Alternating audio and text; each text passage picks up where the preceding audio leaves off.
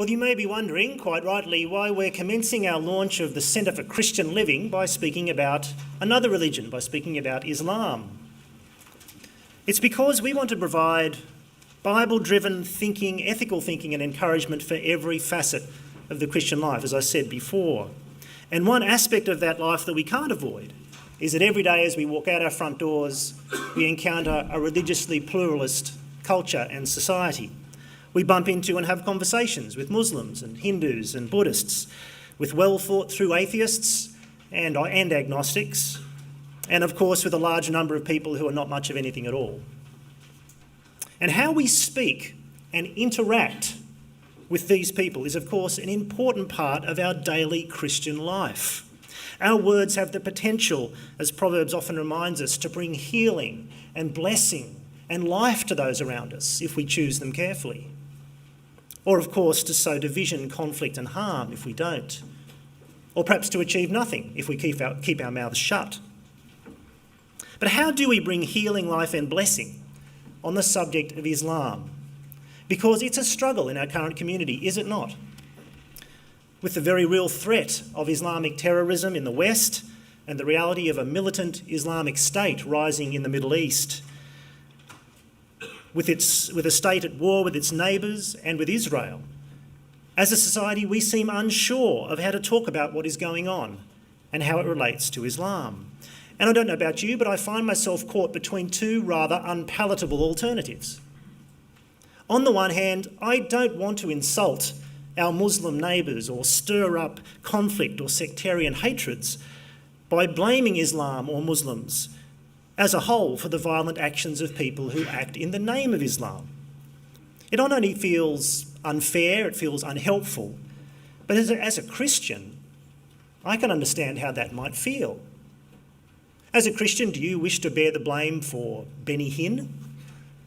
Do you wish to bear the blame for the Westboro Baptist Church, for Joel Osteen, for the Protestant Catholic war in Northern Ireland, for the crimes and misdemeanours of pedophile priests? Please don't draw your conclusions about Christianity from the actions of people who act in my name. Please don't decide what I believe and how I think from what they do. We of all people as Christians should understand how unfair and unhelpful that is. And so I don't want to join in a crude chorus of condemnation against Islam, and I'm sure many of you don't either. And on the other hand, however, I'm also sure I'm not alone in feeling that the political leaders and opinion shapers of our society are protesting rather too much when they say that there's nothing remotely Islamic about Islamic State. They boldly assert that the rising tide of terrorism and military action and violence that's committed in the name of Islam is in fact nothing whatsoever to do with Islam, despite the repeated, explicit and quite coherent, as far as I can see, justifications and quotations on the part of the Islamic State militants to justify their actions from the Quran and the example of Muhammad. No, say the leaders of the West, they are just extremists and madmen who are playing on widespread resentment at Western foreign policy and so on. Now, President Obama, as you know, has led the charge on this, but other Western leaders have said exactly the same thing and have been doing so really since 9/11. The repeated insistence that Islam really is in essence a religion of peace and tolerance just has the smell of spin about it to me. Do you feel that way? Especially if you compare that spin with the teachings and practice of Islam for the last 13 centuries. So where does that leave us? It leaves us with two rather unpalatable alternatives, doesn't it? To blame Islam for the militancy and violence committed in its name, that seems unfair and unhelpful. Or not to talk about Islam at all, and to insist that it has absolutely nothing to do with Islam, and to leave Islam out of our communal conversation altogether. Well, I want to suggest there is another way. Otherwise, you've wasted your time coming tonight, haven't you? But I want to suggest there is another way, a constructive way that we as Christians can contribute to a conversation about Islam. And I want to suggest that we as Christians actually have a very significant and unique role to play in that conversation for reasons I'll get to soon. But understanding what this different mode of conversation might be and how we might contribute is going to need some rethinking and some hard mental work And I'm sorry to say, the truth is that there won't be enough time tonight to do all that mental work that we need to do. But we can make a start. And the place we're going to start is by understanding who we're talking with, which is surely the first step in any fruitful conversation. We're going to understand what it means to talk with Islam and with a Muslim, and also what it means to speak with secular humanism. Because if we're going to speak about Islam in our society, we need to understand both of these movements and ideas. It's particularly important to understand secular humanism, because secular humanism is the dominant belief system of our society. It's so dominant, in fact, you probably don't even think about it from day to day. It's rarely even identified in our culture as a belief system, as a worldview. But it's the accepted framework for everything that happens in our society. For every political debate, for every television program, for every current affairs show and every newspaper. It's the underlying, almost universally accepted assumption of our culture. It's in the air we breathe, and it's almost certainly in your brain and in mine as we come to think about this subject. We need to understand secular humanism and be ready to interact with it, because it's the ground rules by which we have this conversation in our society. Now, secular humanism is very different, of course, from Christianity and from Islam. And in its own way, it's just as universalist and totalising as both Christianity and Islam can be. And what I want to do first of all tonight is give you a very quick sketch or tour of secular humanism, a very quick understanding of what it is, and hopefully help you come to terms with and understand what sort of conversation you're going to be having with the people around you. Now, secular humanism, and we could give it lots of other names as well, has an intellectual history going back to the 18th century, to the Enlightenment. It has been brewing and growing slowly since that time over a period of 200, 250 years, and has come to be dominant in the last 100 years or so. It's not fundamentally an atheistic worldview, although many secular humanists are atheists. But all secular humanists, whether they have some belief in God or not, share a basic view that your religious faith is a matter of personal choice and value and opinion, and not something that can be rationally and openly discussed. For secular humanism, religion is always private and personal, not public and objective. And you can see that as you think about talking about religion in the culture today and with your friends. Religion is always a matter of opinion and of value, not of truth. Now, why is this? Why does our culture operate on this assumption? It's because of a decisive change that took place in the way our culture thought about reality and God and the world, a change that took place over the last 200 years. And to try to explain this quite decisive change, I want to take you to an illustration of a house. Let's imagine that all of reality, everything we experience and everything that exists, is a big house with an upstairs and a downstairs. And the way that people have thought about this reality for millennia has been that there is an upstairs where God and values, morals and ideals, the principle of the good and everything that is spiritual lives. There's an upstairs, and then there's a downstairs. There's the everyday world, the world of sense and of materiality and physicality, the world of science and knowledge, the world of rationality, the world of what we might call nature. Now, for most of the world's history, people have assumed that there is a staircase connecting the upstairs and the downstairs. And in the theistic worldview, God created the downstairs. He created everything. And he gave the downstairs its character and its nature from his own character. And he has communicated with the downstairs via the staircase in various ways at different times, to reveal himself to us and to show us what he is like and what we are like. Now, in the Muslim worldview, that staircase, of course, is dominated by the Quran and by Muhammad. In the Christian worldview, the staircase, of course, focuses on the Bible and on Jesus, the ultimate revelation of God's own self and what he has done in the world. But dating from the 18th century or so, the thinkers of the Enlightenment and those that followed them began to doubt whether there really was anyone or anything upstairs. And in particular, they began to doubt whether there was any staircase. In fact, they decided to stop using the staircase and to see if they could work everything out from just what they could see and experience and think through for themselves downstairs. So rather than reality being created and ordered by an eternal God, and reality being a unified field where upstairs and downstairs were connected and made sense and worked together, and where there was communication from God to the world that he has made, within the Enlightenment and secular humanism, the staircase was removed and ignored and shut down.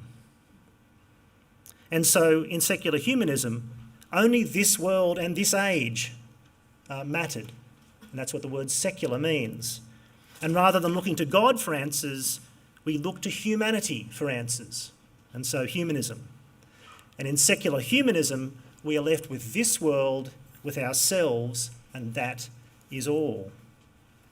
Now, this intellectual move, which I want to emphasise, took centuries to unfold and become just the normal, everyday way most people think, had massive consequences. It meant, for example, that morality was not something given to us from outside, from God, but morality was something we just had to figure out downstairs. Morality was something we had to choose and invent for ourselves, perhaps based on statistical research, or based on what we feel, or based on what works. And this view of reality, of upstairs and downstairs, of course, had a massive impact on how people thought about religion and religious belief. Because if there's no staircase, then how on earth does anyone ever get upstairs? There's only one way to get upstairs if there's no rational, objective way up there, and that is to jump.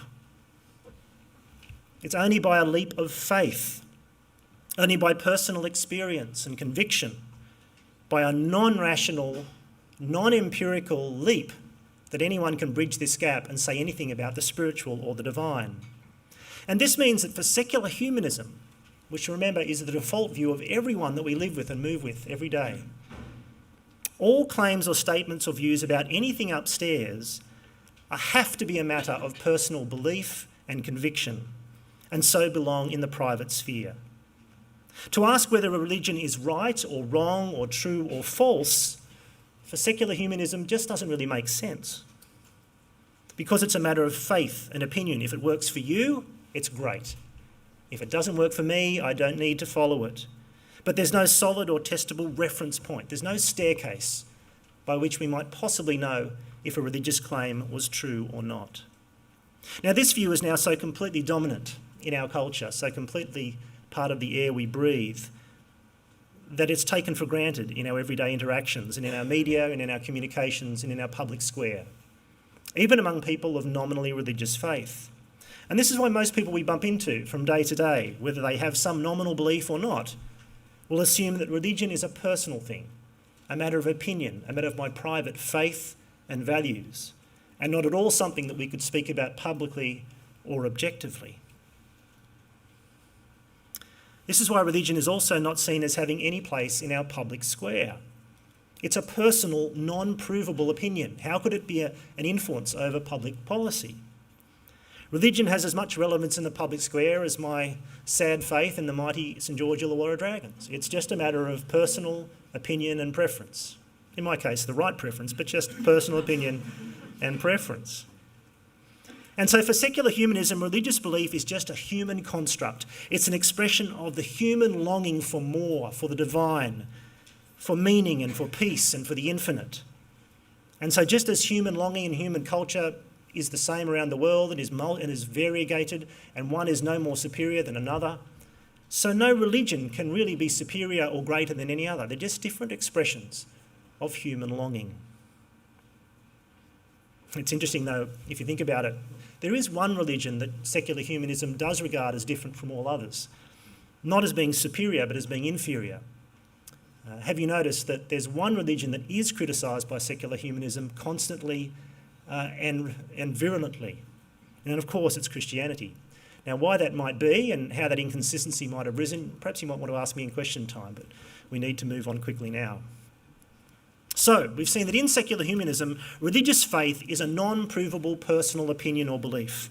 that someone should be free to hold in private but never to impose on others and to never come into public. And this is the first and primary reason that most secular humanists don't want to speak about religion. They don't want to speak about Islam because they don't wish to speak about any religion. They don't want to have theological or religious discussion break out as to the nature of truth and the teachings and status of a particular belief and how we should respond to that. That's the last thing that a thoroughgoing secular humanist wants. And they're particularly allergic to any discussion that verges onto the question of whether one religion might be right or correct or good or wrong or incorrect or bad. Now this gives secular humanists problems, especially when they come to discuss Islam. Because, like Christianity, Islam not only keeps making truth claims, but to a much greater extent than Christianity, it insists that it is not a matter of private faith. And as we'll see further below, Islam is a very public faith, not a private one.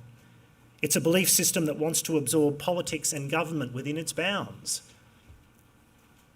So how can we talk with our secular humanist friends about Islam? I'll have some suggestions in just a minute or two. But the first thing we have to do if we want to speak to our secular humanist friends about Islam is understand a bit about Islam.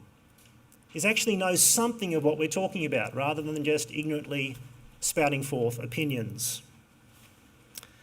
Now you might see on your outlines, if you're following your outlines, that there's a section there, C, the problem of the elephant. That elephant was such a problem that I've left him out completely. You'll have to ask me later what the elephant was and why he was there. What I want to do now is give a very quick sketch, having done a lightning tour of secular humanism. I want to give a quick sketch of the other conversation partner in this discussion, and that, of course, is Islam. It's necessarily a brief summary, and I no doubt will be inadequate in many ways. And I'll mention some resources and books you can chase up later to find out more. Now, as Christians, we're in a good position to understand Islam. We're in a very good position to understand it. We share some of the basic concepts. There are some shared history and some shared roots. But we also know what it's like to be part of a worldwide movement that's astonishingly diverse, that has multiple streams and factions. We understand the diversity of a big, old movement. And as we come to understand Islam, we need to understand that as well. But before we come to diversity, let's look at 8 beliefs that most Muslims around the world would hold in common. These aren't the only 8 beliefs, but I believe 8 central ones. The first one is that God is one, that there is only one God, the God of Abraham, the God of the prophets, the God of Jesus, and of course the God of the Prophet Muhammad. This one true God is the creator, the all-powerful, transcendent, all-merciful ruler of all. He created humanity, and he put within humanity the capacity to know and to submit to him. But humanity had a problem, and has a problem. It's ignorance and weakness. We fail to follow the will of God that we should know and should submit to. But note that the problem for us as humans is not that we are sinful as such, that we have a sinful nature or that we're inherently bad or have an inherent tendency to sin. The problem is lack of information and lack of will. It's ignorance and weakness, not sinfulness in Islam. And this means that the remedy is guidance, not atonement or forgiveness. Because the issue in Islam is not a sinful heart that needs cleansing or redemption, but a weak and ignorant and heedless heart that needs education, guidance, exhortation and help. And so God, in his great mercy, sends prophets, such as Moses and Isaiah and Jesus, but finally and completely, Muhammad. The complete and final guidance in Islam comes through Muhammad in 2 forms, in 2 linked forms. Firstly, it's in the words that were revealed to him by God, that he memorised and that were written down in what we call the Quran. The Quran is meant to be a copy of a heavenly book that was dictated to Muhammad and that he in turn recited. And the word Quran means recitation or recite. But Muhammad is also the vehicle of the final revelation, by virtue of his life. Muhammad's life is the perfect exemplar of submission to the guidance and will of God, of Allah. And the principles of the Quran are only to be understood and interpreted via an understanding of how Muhammad interpreted and lived them, and how he explained them and exemplified them. And so the hadiths or statements about Muhammad's life, what Muhammad said and what Muhammad did, are just as important an authority for mainstream Islam as the Quran itself. And in fact, without the hadith, without the explanation of how those principles are put into practice in the ideal Muslim life, the whole guidance would not hold together. And so Muhammad is the centre of it and the final and complete revelation of God's will. And to be a Muslim is simply to submit to this, to accept that this guidance is all we need. And by submitting to God's will and to the teaching and example of the Prophet, we come to be a Muslim, a submitter, someone who has accepted this guidance and will of God. And so Islam is not a religion of redemption or of sacrifice or atonement or salvation in any way that we would understand that as Christians. It's a much more legislative religion of God's interaction with us. In his mercy, God tells us how we should live and act in every facet of our lives. And our job is simply to submit to that and to obey it in all spheres. And it does come into every sphere of life, whether personal, social or political. This submission tells me how to dress and what to eat and what not to eat. It directs every facet of my relationships, my commerce, my trade, where I live and how I live. It's not just a personal faith for personal values. These are guidelines and rules and laws that build up a whole picture of what the Muslim life should look like within my family, within my community, and within the whole society. God's will revealed through Muhammad is comprehensive and absolute. It is a law book for the world, not just for a few private lives. And so Islam, as one scholar put it, is a religion constantly in the process of becoming a state. A religion constantly in the process of becoming a state. As Richard Schumacher has written recently, Islam seeks for a nomocracy, that is, for the rule of God's law, not only within my personal life, but within the society and culture that I live in. And this is all for the sake, of course, of human happiness and contentment.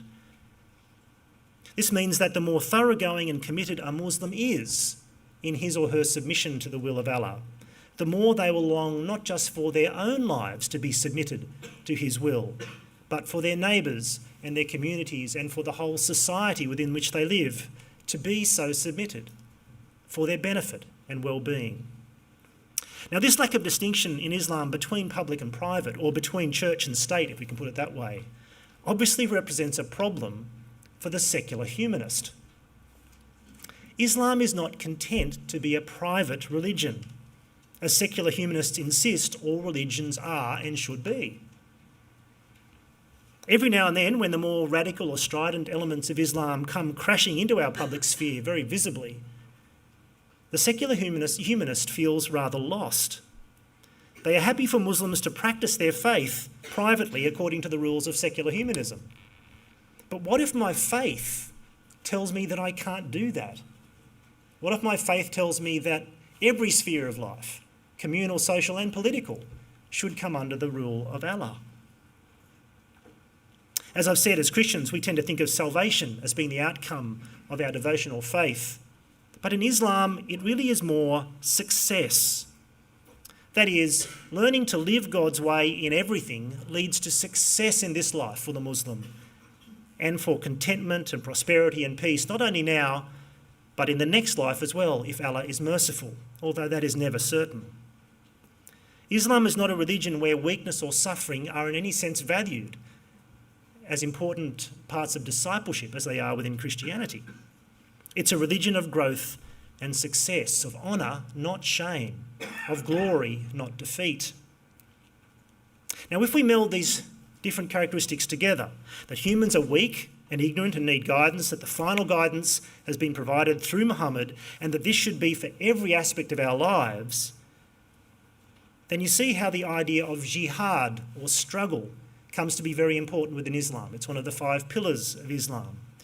Jihad means struggle. That is, the devoted Muslim is committed to struggle, to push back weakness and ignorance in his own life and in the life of his family and in the life of his wider community and in the life of the whole society, should that be possible. This may take place through teaching and through discipline, through attendance at prayers, through attendance at the mosque, through personal conversation. But it may also take place through political struggle and through military conquest. This is important to understand, that for many devout Muslims, jihad remains largely personal and spiritual. Certainly for many devout Muslims living here in the West, this is what it would mean day by day. There's no realistic prospect of the struggle for a submission to Allah spreading very much beyond the Muslim community in this culture, for example. And many have in fact come to the West precisely because they value the political freedoms of Western society. But others emphasise that the political or military nature of jihad is important, and as they do so, they're not betraying Islam or misrepresenting it. It is, after all, how Islam spread for 1,000 years. Islam started as a small religious community in the town of Medina in what is now Saudi Arabia, but by the 17th century, 1,000 years later, it was dominant not only in the entire Arabian Peninsula, not just in Persia and North Africa, but in Western and Central Asia and across a good part of Southern Europe. We often fail to realise just how massive the Muslim empire was. And this incredible growth and domination didn't come through conversation and dialogue. It didn't come through evangelisation and persuasion. It came at the point of the sword. It came through conquest.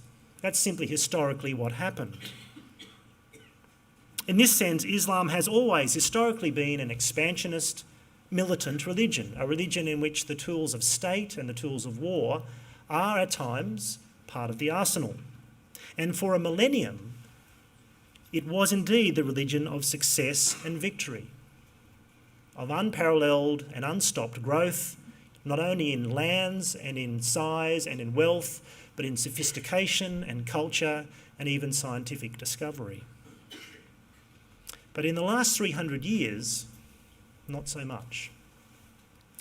Islam has experienced a slow, dramatic and seemingly inexorable decline in the last 3 centuries and more, politically, economically, and in prosperity and in technology. The explosion of the West, of industrialisation and technological advancement, has been mirrored by a decline of influence and success in the Islamic world, and this is an obvious cause for anguish, and has been a cause of anguish and soul-searching for Muslims all over the world, and especially in the Islamic world. How does one respond to this decline, to the shrinking of its borders, to its domination by the West? How does a Muslim living in one of these Western countries, as many Muslims do, how does one react? And how does one deal with the dominance of the West? Or what about in those countries that are Islamic in their constitution or their government, but seem very significantly influenced by and affected by Western technology and culture? Well, in many ways that brings us to the diversity of Islam, to the diversity. When we consider how we might talk about Islam, we have to realise that it's probably unfair and inaccurate to say that there is only one thing called Islam. And we should understand this as Christians, friends. We should understand this. When we think about Christendom and its astonishing diversity around the world down through history, we would never assume that when someone says to us, we bump into in the street, that they are Christian, that they necessarily mean the same thing by it as we do. Would you assume that? I certainly wouldn't. And Islam is just as broad a church.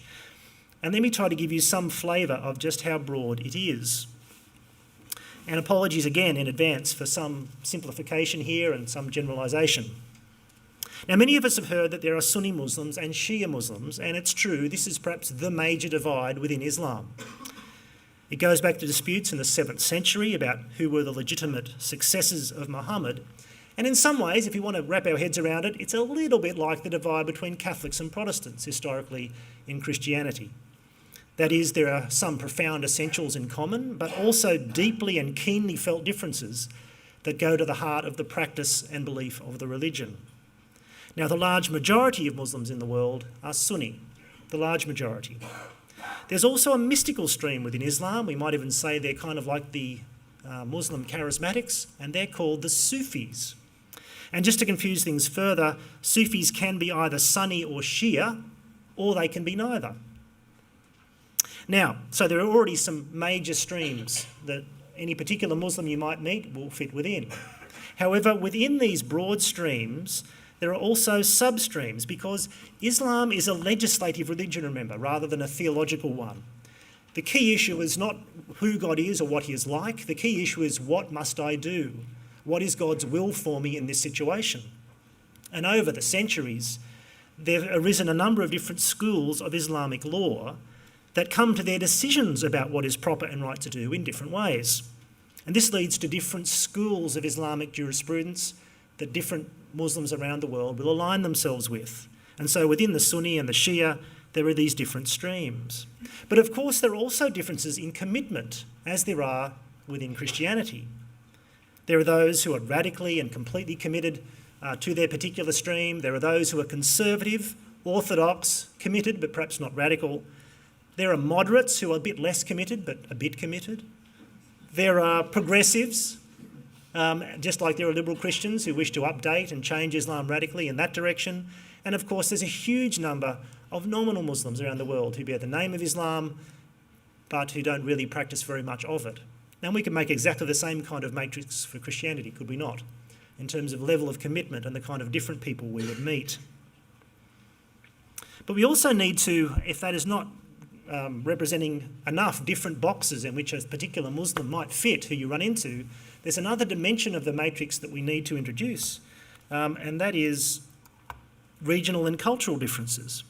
Because as Islam has spread about the world, it's taken on the characteristics of the local cultures that it's encountered. Because across Africa and Asia, for example, the mystical stream of Islam often merges with the local beliefs and superstitions of those cultures to form a kind of folk Islam. This is extremely large, right through Africa and indeed through Asia. And it looks very, very different from, say, a conservative Wahhabi Sunni Muslim in Saudi Arabia, or a young progressive Shia Muslim who has just migrated to Australia from Iran. Islam is massively diverse, and any Muslim you meet might be anywhere on this matrix. There's certainly plenty of diversity here in Sydney. Around 3.5% of Sydney's population is Islamic, and that's around 150,000 people or so. And as in Islam worldwide, the majority of Sydney Muslims are Sunnis. The two largest cultural or regional groupings are the Lebanese Sunni Muslims, who, geographically speaking, in Sydney cluster around Lakemba and its surrounding suburbs. But the Turkish Sunni Muslims are a growing percentage within Sydney's Muslim community, and they tend to, they're often concentrated in areas around Auburn and further west in Prestons. In Sydney, we have Shia Muslims, often in the St George area where there is a Shia mosque. But I just want to emphasise, Muslims come to Australia from all over the world.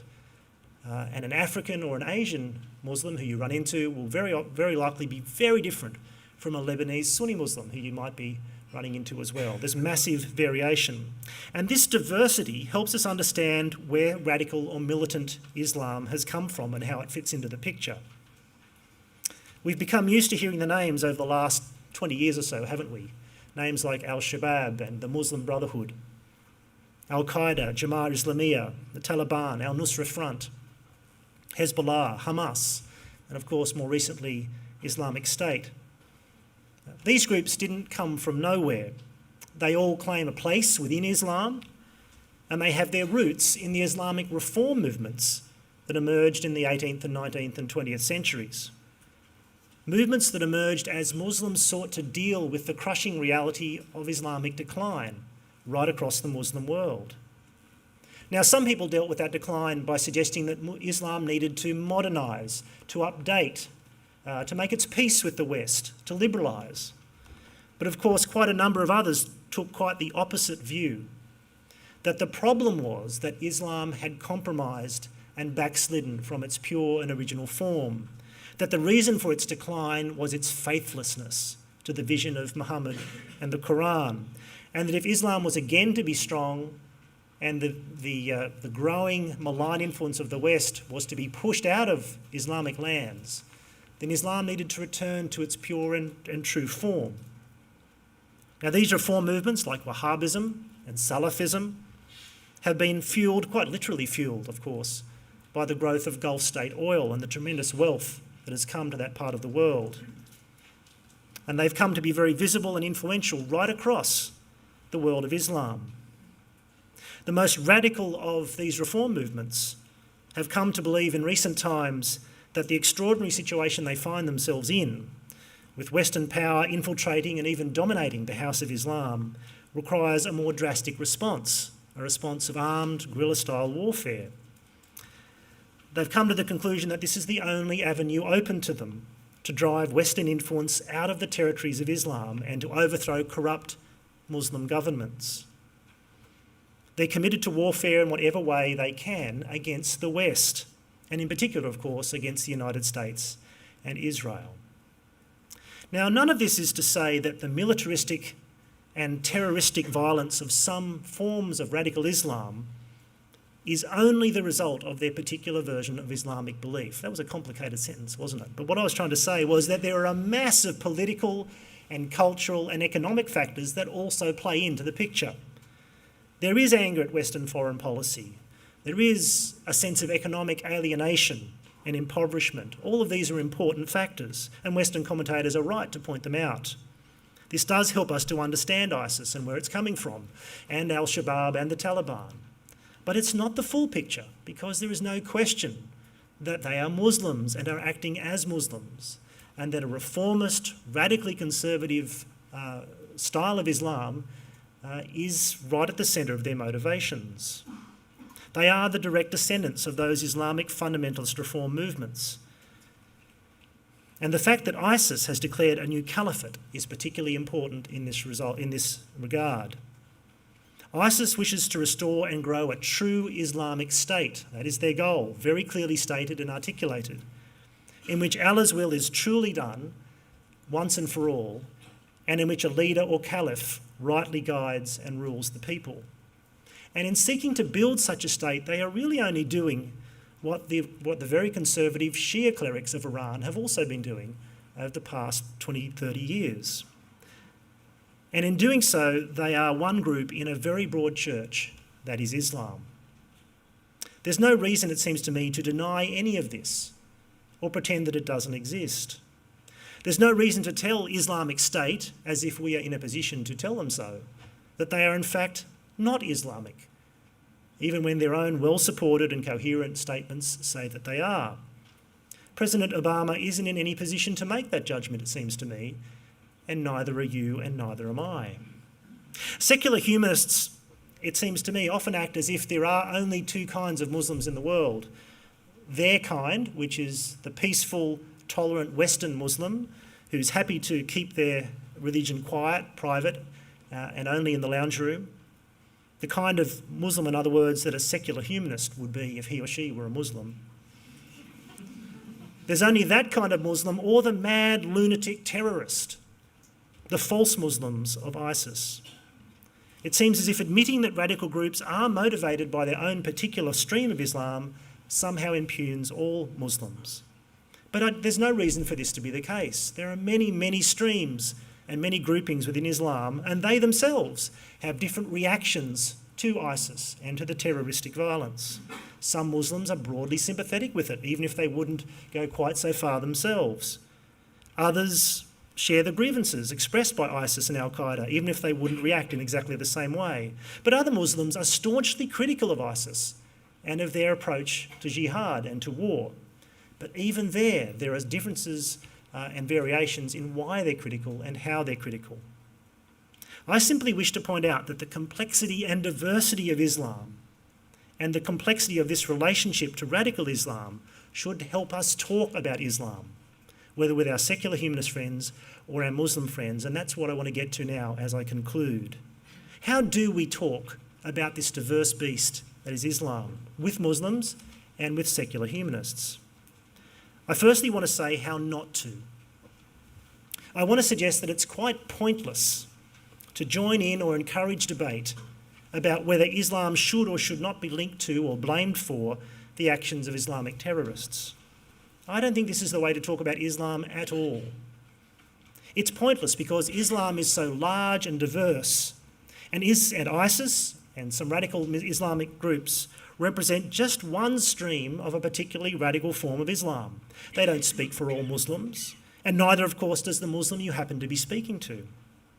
Who is to decide who is the genuine faithful Muslim and who is not? I'm certainly not qualified to make that judgment, and quite frankly, neither is President Obama. It's also pointless because what would we be seeking to prove by such a discussion or such an argument? Are we trying to say that Islam is in some form damaged or rendered illegitimate if some of its members do bad things? Are we trying to score a point for the superiority of our position or our religion by taking down Islam in the religious PR stakes just a peg? Are we trying to show that because Islam in some circumstances leads to or is associated with bad outcomes, then it is less legitimate or less worthy of consideration? Like all utilitarian arguments, that is, arguments that look to the consequence for the validity of the argument, in the end you get into a stalemate, trade statistics with each other and tell anecdotes. I find it hard to see any positive outcome for arguments about the extent to which Islam should be linked with the actions of ISIS or any other terrorist group, either in discussions with Muslims themselves or with secular humanists. And especially it's the case, I think, in discussions with Muslim friends, because they are likely to be offended or conflicted or alarmed by such a conversation. Are you trying to pin something on me, they might think? Or are you simply seeking to attack the honour of Islam and the Prophet, which is a sure recipe for indignation and offence to any Muslim? Then how should we talk, if not in this rather pointless debate about who is to blame? Well, brothers and sisters, I speak tonight as a Christian. I speak to a room, I think, largely of Christians. We have to speak as Christians. It's the only way for us to speak. There is no neutral place for us to speak from. The secular humanist, of course, will pretend that there is a neutral place. He will pretend that it's his place as the spectator and observer of all reality and of all phenomena such as religions. But secular humanists have their own ideology and belief system, and we can't pretend to join them as neutral observers and participate in a discussion on their ground rules, as if we can assess religion as a disinterested spectator or observer. We can only speak as Christians from the basis of what we know to be true, from the revelation of God in Jesus Christ. Or to put it in the words of the Apostle Paul, whatever we do in word or deed, we must do everything in the name of the Lord Jesus, giving thanks to God the Father through him. Whenever we speak, we should speak of Christ. We should speak about Christ. We should speak on the basis of Christ. We should speak in the name of Christ. And just a few verses later, Paul gives an example of what that means for the Colossians he was writing to. It means they should walk in wisdom towards outsiders, making the best use of the time, letting their speech always be gracious, seasoned with salt, so that they could know how to answer each person. As we walk in wisdom towards those outside, to those who themselves are not Christians, we live a life based on a knowledge of how the world really is as created by God in Christ, and we make the best use of the time that God has given us as the world heads to its end. And so we have conversations that are gracious, that are generous and kind and loving, that have the benefit of the other person in mind, not our own. We have conversations that seek the advantage of the person we are speaking with and not the winning of an argument. And we season our conversations with salt. And whatever salt represents in this passage, the general idea is clear enough. We season our conversations with challenge and with interest and with the truth, which of course is part of being gracious, isn't it? It's the ultimate failure of love or grace to withhold the truth from somebody and to not speak the truth when we possess it. As Christians, we follow a Lord who was full of grace and truth, and the conversations we have with our friends, whether with our Muslim friends or our secular humanist friends, we have those conversations as grace and truth people. And this is the great contribution we have to make to every conversation, whether with our friends or neighbours or in the letters page of the Sydney Morning Herald, to speak graciously out of love with generosity of spirit, but never to speak less than the truth, which of course is focused on and fulfilled in Christ. This gracious answer seasoned with gospel truth will equip us, Paul says, to answer every person that we meet, We will listen to each one, we'll understand where each one is coming from, what particular stream they're in, what their own experience and history is. And yet our answers will always be seasoned with one key ingredient, and that is the name of Christ. What does that mean for our secular humanist friends and our conversations with them? As I've already said, there's no point in getting into a discussion about the degree to which ISIS is legitimately Islamic or not. It's a fruitless talk. Perhaps we can just agree with our secular humanist friends that the situation is very complex, that the radicals do legitimately claim to be Islamic, and that Islam is very diverse. But we might say to our friend that although the vast majority of Muslims here in Australia would not share these awful violent tendencies, a great many of them would share the wish of every devout Muslim, and that is to see more and more people everywhere, including you and including me, to submit to the true and final guidance of God in the Quran. Perhaps we should respect Muslims enough to take that claim seriously and to engage with it seriously, we could say to our secular humanist friend.